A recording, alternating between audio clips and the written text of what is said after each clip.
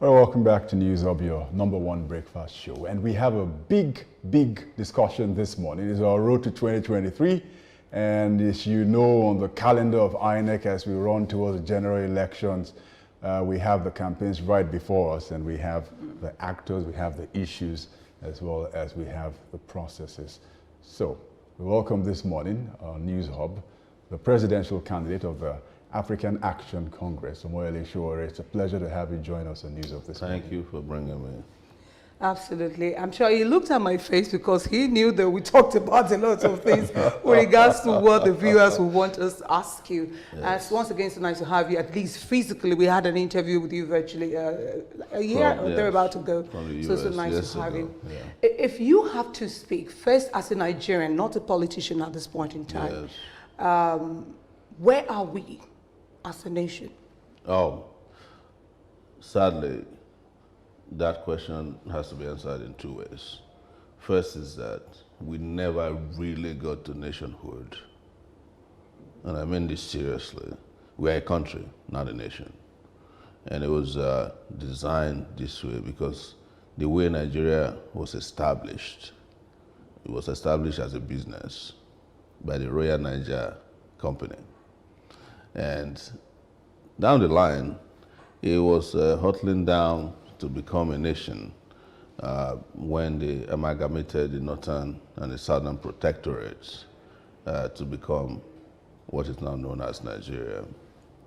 But that attempt to become a nation should have been in 1960, and it was truncated 3 years after in 1963.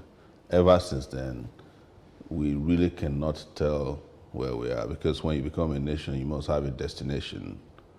And that destination will be what the nation does in terms of growth. But it's just like having a child that has like childhood disabilities that were never resolved. And then they grow up to live complicated lives. That's where Nigeria is today. If that's your view, then Nigeria is always addressed as a nation on the international scene. But if you choose to call it a country, because you have the right to, so where are we, in your own words, as a country? I think is, why don't we start asking ourselves, where are we not? Because nobody can define where we are, honestly. You just wake up in this country called Nigeria, and in the morning time, it could be calm. By afternoon, it could be like a major storm. And by evening, you don't even know, it's like so unpredictable. And if it was a nation, there would be a timetable for morning, afternoon, and night. And where should we be? Where should we have been? We should have been competing with Brazil in producing mid-range jets. We should be like Malaysia, you know. We should be like Thailand, exporting huge amount of rice to the rest of at least the sub-African region. We should be, like South Korea, where, we started about the same time. We should be exporting vehicles to the rest of the world. We should be producing at this time. We should have some of the best doctors. And I guess we still do, because that's why they just pushed about 8,000 of them from us after COVID, UK, US, and Canada. We should have enough to feed. We should have universities that are functioning at this time, hospitals where you can get real treatments, including for your leaders. We should have a country where you get on the road and you can reach your destination, great road, railway system, and also a system in place that resolves most of our problems before they become really terrible. Interestingly, we could go on and on. You have so many problems that face this nation called Nigeria. And interestingly, we have the independence anniversary coming up just a couple of it's flag independence, Most countries that have independence should have economic independence, not to be throwing the flag up one pole flag every year. Yes, but look at this very well. We are going to you're the presidential candidate of your party, and then you have to deal with so many issues facing us as a people today. Since you came to fame with student union leadership, back in the days, and interestingly, we're 7 months gone strike. A strike, yes. Yes, universities shut down, public universities across the country. If you spoke to a youth today, and I'm sure you relate to the youth since that's the number one thing on their mind. They don't want to hear any other thing else apart from why they are at home. Where are you going to throw the blame? People are saying that even the students' body, which is the National Assembly of Nigerian students, are not, they're not concerted in the way they're trying to make this happen. I'll blame the students. I said it somewhere last week, and I'll repeat it. You said you blame who? The students. Why? They should have shut down the country until this issue is resolved. In our time, this shouldn't have lasted 7 months.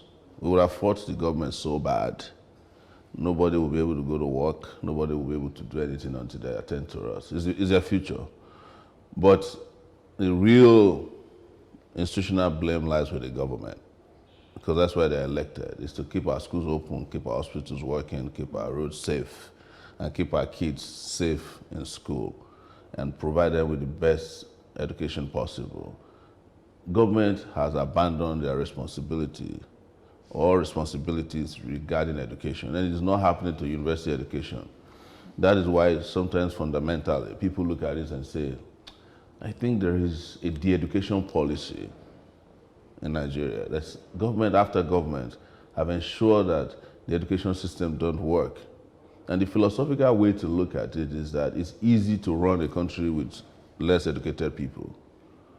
The South Africans did it during apartheid. They had what they call Bantu education. It's education designed for blacks.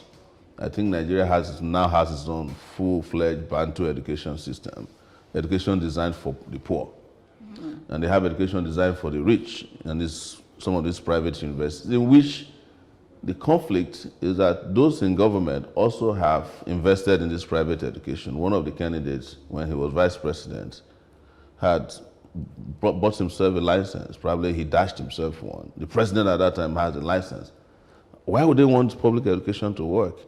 And there were characters that ruined the ability to make the universities progress. So part of the problem, and this is very important, is that those who have been leading Nigeria had not gone to university.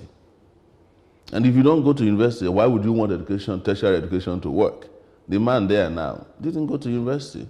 So he doesn't understand why tertiary education should remain open. That's why they keep telling you, well, why don't you go and beg lecturers to return? But since 30 years ago, when I was student leader here, university lecturers have been going on strike. Then it was 3 billion naira. That was all they requested. Had we paid 3 billion naira in 1993 or 94, we would have resolved this issue as far back as then and invested even more.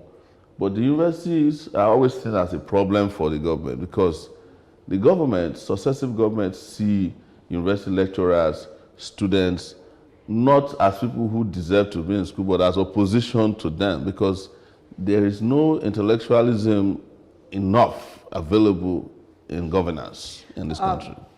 Mr. Sowore, let's talk about the fact that, of course, the buck will always stop at the table of the leader in any part of the world. I asked the question when we started the show this morning, why would anyone in the world, let's say in Nigeria, want to lead at this point in time? If you want to put into consideration all the issues that we have as the people, when you look at the present day realities in the country, what would you say aside leadership? We'll talk about leadership, which you've never minced your words with regards to what you think. What do you think is wrong with the followership? The reason I don't go on the side of followers is that, followers are people who are assigned to a few trusted citizens the leadership position. And after that, most of the time they go to sleep. When I mean sleep, it's not they go to work. They use their brain capacities at the 10% scientific, use of brain. They don't want to bother themselves with so many. That's the reason why they, in the first place, left some people to manage their affairs. So you can't turn around and blame the people who said to you, look, we've given you this responsibility. We've given you maximum wage to handle it, giving you a jet. Sometimes in Nigeria, we have over 5 jets for one president. They built you a mansion, with countless number of rooms in it. They give you food that you can't eat. Why do you go back and blame such people? They've already done it. What they expect of you is to deliver to them things that can make their lives easy. And whereas you're not delivering to them, When you are not delivering, according to your words, yes, when you are not delivering in that fashion. Yes, you are. When you are not delivering, you are decimating the followership, because of course you have already planned in your mind how to, use excuses to cover up your inadequacies. Otherwise, the citizens in Nigeria are not different from the citizens in Ghana or citizens in the US. So to turn around and blame them when you have put in place all kinds of obstacles that will make them even think right. I mean, how do you wake up in the morning? People have voted for you in Lagos. They've been voting for a party in Lagos since 1999, same party. People sometimes want them to just solve the traffic problem. It's not solved. Then you go and blame the citizens who are trying to cut corners. You seize their vehicle and you auction it away. They are not cutting corners because they want to cut corners. It's because they have become desperate to get to work. I was coming here this morning. I'd already planned my way to get here on time. When I got halfway, half of the road had become a lake. You want to blame me, if I decide somehow desperately to get a show, to do something wrong. Yes, it's not right to do it, but I needed to be on your show. So sometimes people will do that, and then you blame the citizens. No, you shouldn't be blaming citizens. One moment, I'm not asking about blaming the citizens. I'm asking about what the citizens are not doing, which have been able to keep the government that you complain about in power all through these years. So I'm one of those citizens that you are referring to. What happens to us? We get picked up in the middle of the night. We get sent to jail. You keep living your lives, until you come back out of jail and say, oh, Sowore is out. You understand? There are citizens who are working day and night to ensure that the feet of the government is kept to fire. But how many of the citizens will become activists? Simply, it's already bad enough that you're a Nigerian citizen. You're not safe. You can't find a job. You can't stay in school. And somebody wants you to be an activist. You understand? It's tough. It's very tough. So life ought not to be this hard for citizens. Citizens are not supposed to be tossed up and down, who they have to preach on Sunday, they have to be activists on Monday, they have to go to work, they have to feed their family. Life should not be that hard. Yes, it's great that some of us are taking all the risk. We are always on the firing line. But it's also fair not to expect citizens to do too much just simply because they want to become the right kind of citizens, especially when you have in place heartless bunch of people in government who are willing to kill at the slightest provocation, detain people at the slightest provocation, ruin their lives. Government here think about ruining lives of citizens, whereas government in other parts of the world think about taking care of lives of citizens. Which is one of the tricky parts that you will have to follow. For example, so it's your bread and butter when we talk about development, since you have an activist background easily. But when you cross to the other side, where is the politics now, as a candidate, for example, this vexing people or vexing discussion is where you have found yourself in now, because you want to correct a situation. Wrongs, yes. So if you say, for example, whether you've learned any lessons from 2019 where you ran and then you're here. Well, I ask this question because the other week we had Chris Okotie, who was also a presidential candidate, and he said, look, the only parties that can win elections in this country are the APC or the PDP, because they got spread. The other parties cannot make it happen. You think you missed an opportunity not to work together as a so-called third force and say, we will go against this big two before you can succeed? First, I am diametrically opposed to the use of the word third force, because it assumes there's a first force and second force. The truth is that, and as you have seen or saying now, is what I've always said, even on the show with you, is that all these structures that the Chris Okoties are touting as structures that are capable of winning elections are transactional structures. They are paid for by the big two failed political parties. They don't represent Nigerian people, because if they are popular, they won't need to be doing stomach infrastructure. They won't need to go and rig elections. They won't need to be in bed with the security agencies to manipulate results of elections. They won't need to staff INEC with their own people, both at the highest level and ad hoc level. They don't have the popularity to win elections. This is what we've been telling people, that it's people that make structures. And I'm sorry, I've never met Okotie before, but I think he's speaking to his own narrow understanding of global politics. Otherwise, he would have known that there is no big political party that has engaged in very big fraud and failures that should be celebrated to the point that you say, oh, we're only stuck with the two of them. No. And that's why people like us came out, to educate the public that you can actually change this trajectory of big names, big political parties, as long as they have not delivered in responsibility that they were given both in, in small places and high places. They don't deserve to be with us, and our citizens need to understand this. Omoyele Sowore, Chris Okotie didn't emphatically talk about two main parties. He came to talk about, in fact, his own kind of aboriginal democracy. It's a philosophy, it's the kind of philosophy he's trying to push. So and that's not the topic for the day. Let's now delve into what needs to be done. You've always established what you feel have not been done, or are not being done as we speak. Yes. History, when people read and everything, can see a lot of things. Let me take you back today, to 1989, when you took part in the demonstration against the IMF condition for the $120 million to be used for Nigeria oil pipeline, which still remains a cash cow as a nation. This morning, the report is that 900,000 barrels per day, that's the highest we can get to even sell to the international community. Yes. And that's supposed to be the mainstay of our economy. How can we do it right? You see, a number of things are wrong with oil exploration and exportation. Let me tell you, the NNPC has succeeded from Nigeria. It's probably the first part of Nigeria that became independent, to the point that Nigeria has lost control of a small company that ought to be its cash cow, as you like to call it. You mean it metaphorically or literally? Because we have a literally, PIA now. Literally. The NNPC runs its own government. They manage their budget. They spend whatever they like.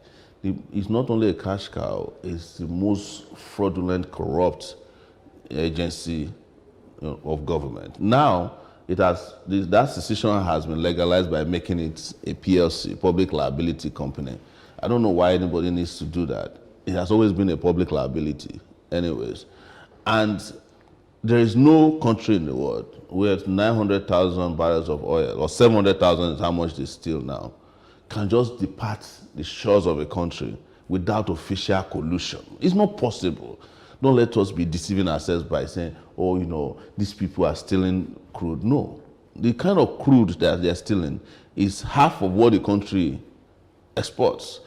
The crude just don't disappear. Much more, like 90% according to reports. Crude of that, so that means there are barges with trackers, with modern equipment, running to Nigeria waters and walking away or cruising away with huge amount of our resources.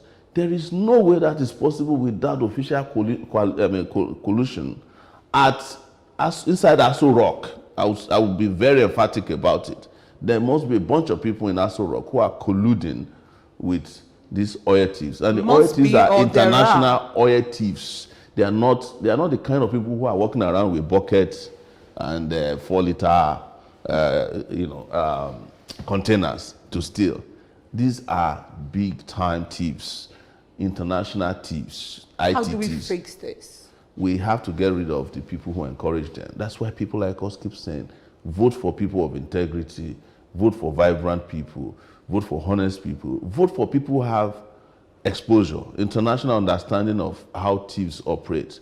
And if there's any candidate today in Nigeria who has tracked a lot of thieves internationally, it's me. I used to work on, The campaigns have not started, Mr. I'm not campaigning to you. Right. I'm just saying, I'm just saying to you that without one person who is the new sheriff in town, who understands the rudeness of how they operate, you're not going to get them. You can't vote for one of the people who own these badges, who are, some of them are participating in what we are talking about now. I expect this to change.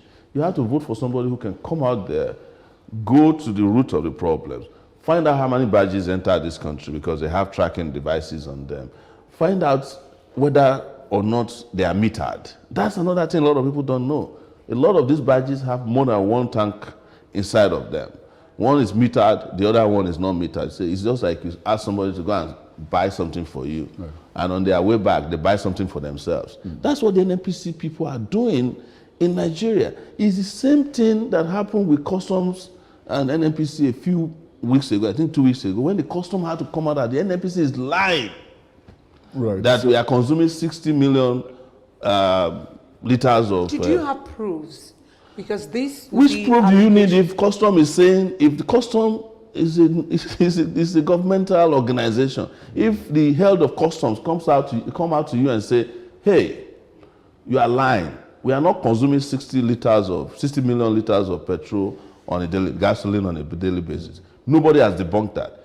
But don't forget, also 2 weeks ago, the GMD of NNPC, I think Mele Kyari, came out and said, yes, we are losing 700,000 barrels of crude on a daily basis. And he also said it, that it is because there's high level collusion between the people who are stealing this crude and those people who are buying or taking them out. Don't forget, and this is part of our problem, institutional memory is low. We forget too quickly. There was a barge that has capacity for about 400,000 or something. Some ridiculous barge came into Nigeria waters last 2 weeks. They said they couldn't catch it until they got to Equatorial Guinea. There's no barge that moves more than 13 knots. That's their speed. So there's no Navy ship in Nigeria waters that could catch a barge that's suspected of stealing crude. Right. So clearly, you're going to have a lot of things to resolve, especially with the hierarchy of how things move, whether land or sea borders. Yes. There's a discussion. I mean, we can build a village on this oil discussion. Yeah, but it has to be broken down in a way that is not made to look as if it's a complex problem. Now, one of the least complex issues you can think about is this issue around subsidy. I catch thieves for a living. Nobody seems to be able to want to touch this with a 10-foot pole, the issue around subsidy. Yes. They don't want to let it go free fall, and they can allow the forces of market and demand to determine how much petrol should sell at the pump station. No one wants to say whether they will take it off if they get in, or they will let it still be there, even though the evidence shown by the government says, look at how much we're spending daily and weekly. The issue is resolved by some of these revelations I just gave you. First is to find out how many barrels or liters of oil are we buying or consuming. What it looks like is that people are just using Nigeria as a transit to import gasoline and sell in the neighboring countries where the prices are high and making a killing out of it. It's the same thing with the currency. You know, people are round-tripping currencies in banks and the central bank, and you expect your currency to be stable. You are deceiving yourself. So you resolve that first, and you discover that we are only subsidizing those who are sabotaging the country. The subsidy issue will be resolved when you make your refineries work. The problem is that you take out crude, you go and refine them. The price of the crude is determined by the refiners. When you bring them back, the price of the finished product is also determined by the refiners. So solution, fix your refineries. And people always make it look like, oh, it's difficult to fix refineries. But we just helped one man here in Lekki to build one of the biggest refineries in the world. Nigeria was responsible for helping him do that. So why is it that we can't build our own refineries, but we can help someone to build a refinery that will be selling to Nigerians, even though we are the ones who ensure that he got all the foreign currencies he needed to finish that product? We got him, our security agencies, to ensure that all the villagers around the place were kept at bay, some killed. He got the support he needed. But the government that gave all the support cannot build a single refinery. Niger Delta militants are refining crude. They are selling gasoline, particularly diesel, to the country. If Niger Delta militants can refine crude, it's a shame that Nigeria cannot refine its own crude. Shame, shame, shame. Mr. Sowore, so that we'll cover on as many grounds as we can for the purpose of this review. So let's talk about the security situation in the country, which Yes. many people are even worried could, have an impact on the general elections come 2023. What's your view as to how to handle it? Asking you how it is will be like what we've heard you talk about severally. How can it be fixed at this point? 3 ways. And you have to have a timeline to resolve these 3 levels. But the most important is, of course, to gather all the resources we have now, all the international connections we can get, including, if necessary, bringing in mercenaries to stop the bleeding. And when I mention mercenaries, people look at it and say, what happened to your the armed military, forces? And then how can you say that? Well, the armed forces itself has become mercenary to bandits. They themselves have become mercenary to corruption.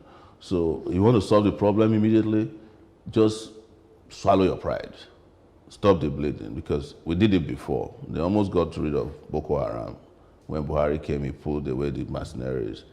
Some of them, we are still owing them money now because we terminated their contracts wrongly.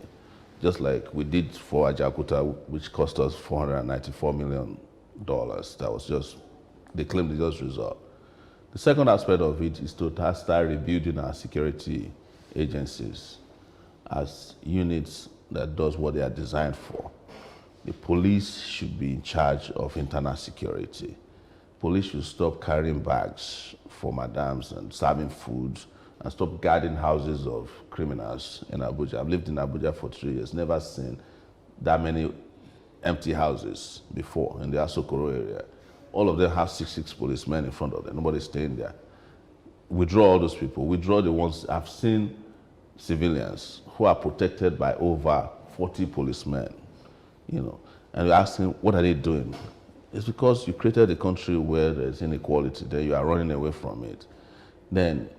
So you rebuild your security agencies to be able to collect intelligence. That's the second phase now.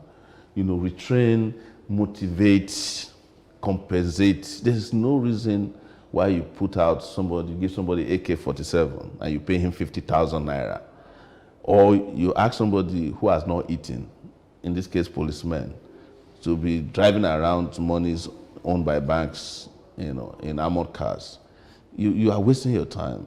The moment you don't pay a policeman very well, you have hired an armed robber. He will use that gun to protect himself and also make money for himself and his family. Nobody should be paying any policeman less than 150,000 naira at the rate at which you are currency now, or even 200,000, because the banks they are protecting, they are not getting paid less than that amount. The man who has the most amount of stress or job to do is the man that's protecting the public.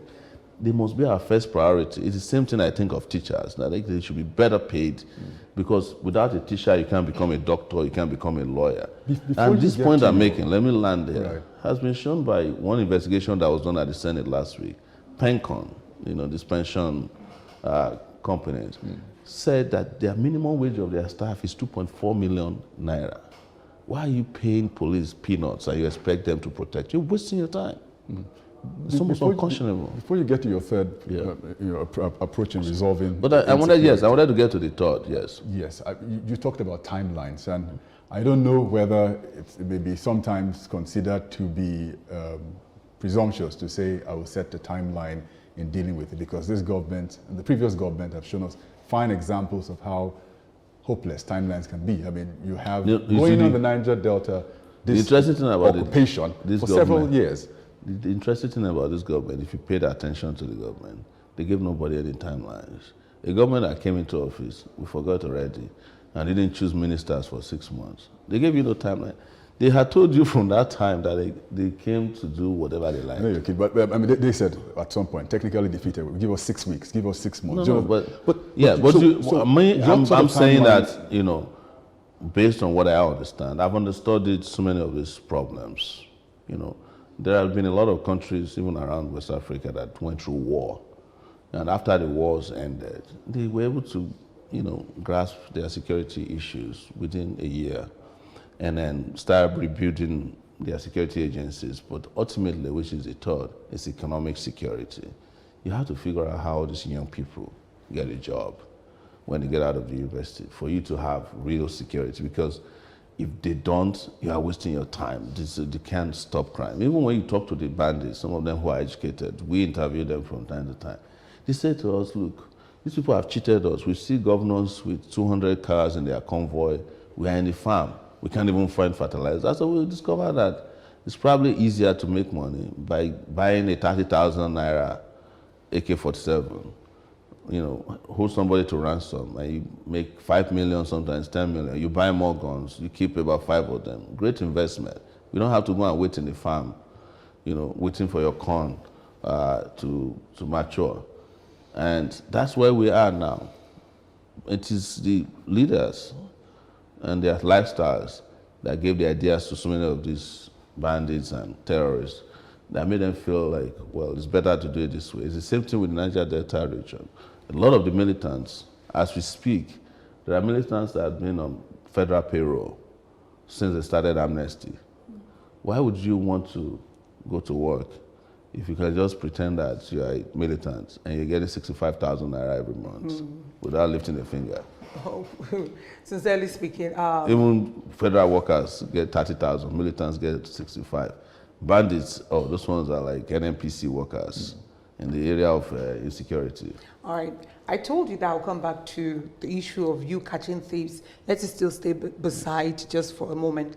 Now, let's dwell on the issue of youth empowerment in the country. We've seen through the hashtag #EndSARS protest and some other issues in the country where we've seen our youth really speak out. What could be going on? How can the youth of the country get a better deal? Well, what youths do in other parts of the world is they take power, because nowhere in the world is anybody going to hand you power on a platter of gold. And we've been saying that to Nigerian youths. I've been saying it since I was in the university when I was 22 years old. I've understudied all these old people or older people, and some of them were young people during our time, but they have become old people now, and they are tormenting the country. And we've been saying it until good people step up and take power. You're not going to have a country that cares about youth. And I think EndSARS, for instance, opened the eyes of the youth to the powers they have. And I hope they don't get it wrong this time, because you can have a lot of power and misdirect your energy in the wrong direction and you are back.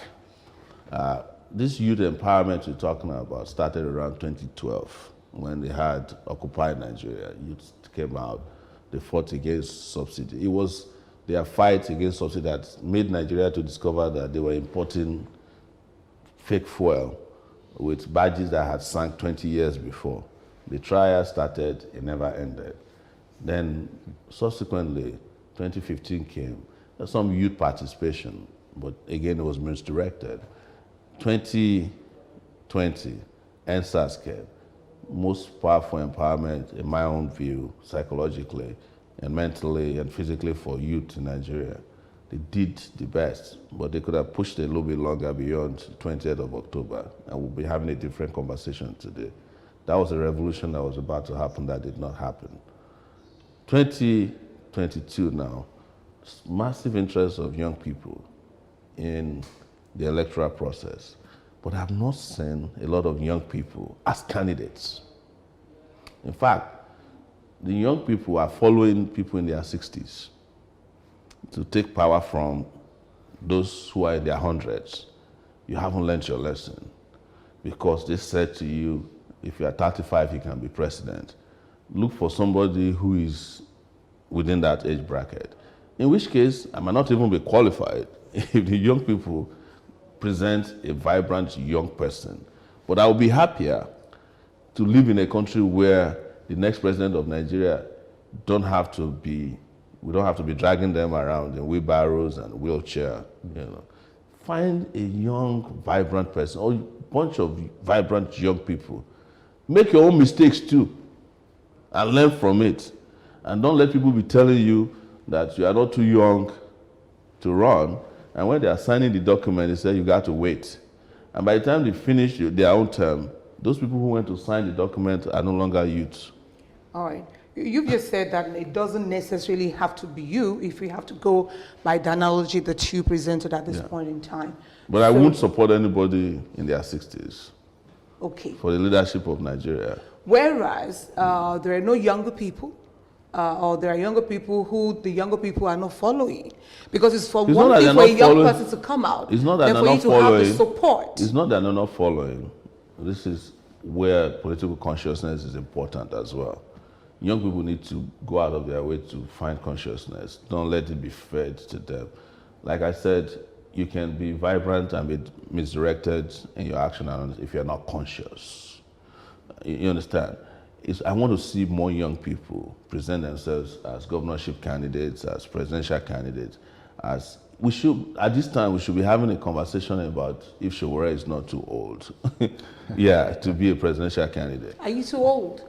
No, I'm not. Of course, not too old. When I walked into this place, what did you say? Like, I didn't say anything. said He something. actually said something. You're like, you don't look your age. He said that. So I can definitely mix with people in their 30s and you'll be like, oh, are you in your 20s?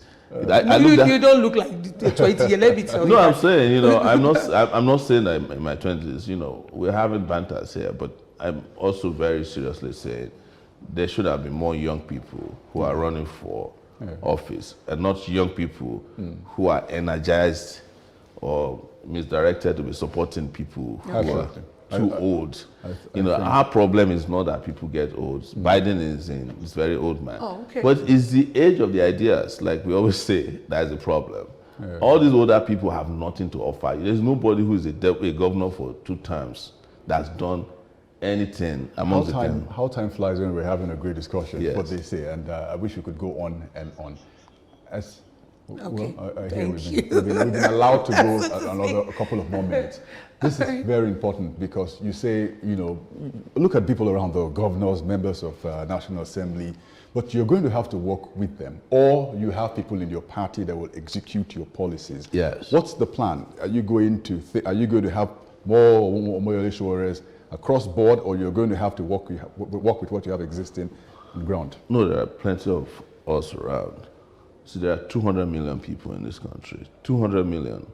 And out of those 200 million, there are at least some 50 million people who are more mentally, physically, intellectually sound to run a fantastic country. Those you can't find in country are out there waiting at the border to come in, the diaspora. You understand? Who is one of the most powerful treasury officers in the U.S.? A Nigerian. But they're not running for office. That's the problem. No, you see, the person running for office, it might be just a few, but it's about finding the right people and the right balance to do the work. You hear about Obama a lot. I read books about Obama after he left office. Sometimes they even complain that the man is a bit lazy. That's a complaint because he has all these people, but one thing you can't take away from him is like the moment you give him the project you are doing, put him on the podium, he will inspire the whole country to support it. That's how he came about Obamacare. You understand? This was his own signature healthcare system that he created. There were a lot of people who were opposed to it.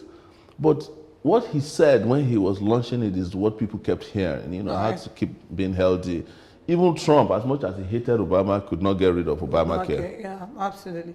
The campaigns are around the corner, 28th of September, just a few, like 9 days to go.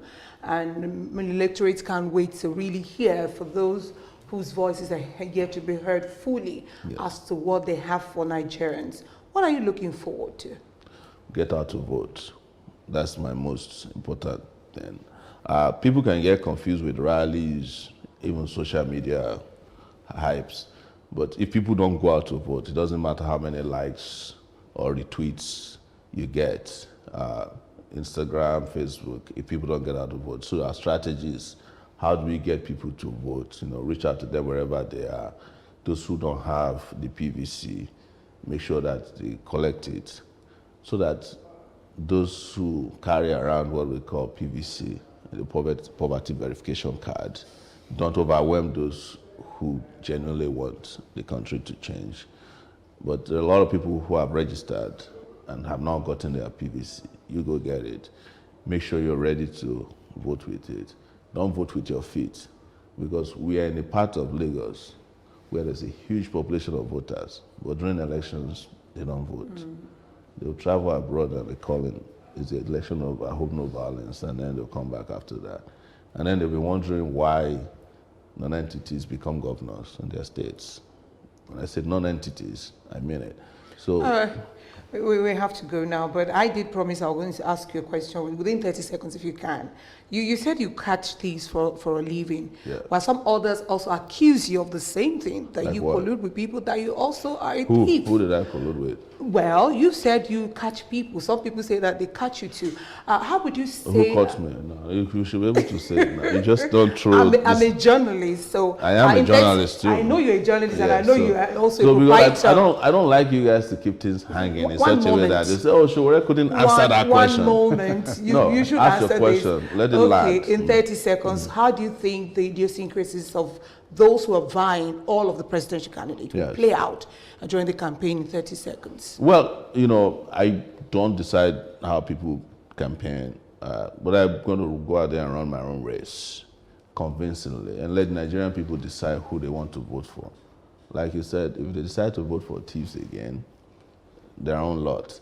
But I hope this time around, people who are watching, listening to radio shows where I speak, who attest to the fact that our ideas are very clear and solutions for how to fix the country is well laid out, should take a decision. I'm tired of hearing from people saying, oh, Sowore, we know you are good, but, we think you can't win. We think it's the thieves that can win, or these derelict politicians. Come on, how can you do that to yourself? Okay. Vote for the right person in election so that your children can go to school, so that you don't have to deal with 7 months of ASU strike, so that your country is not taken over by ragtag bandits, so that, NNPC and their top officials are not selling your crude and complaining at the same time, so that you can have real economic development and not subsidies and what I call empowerment, which is not real development. All right, we're going to have to leave it at that, and we hope we can touch base with you again. Absolutely. Once the campaigns begin in earnest and see how it's going with you. But thank you very much. It was a pleasure to have the presidential candidate of the African Action Congress, Omoyele Sowore. Thank you very much. Thank you for having me. Great. Good morning.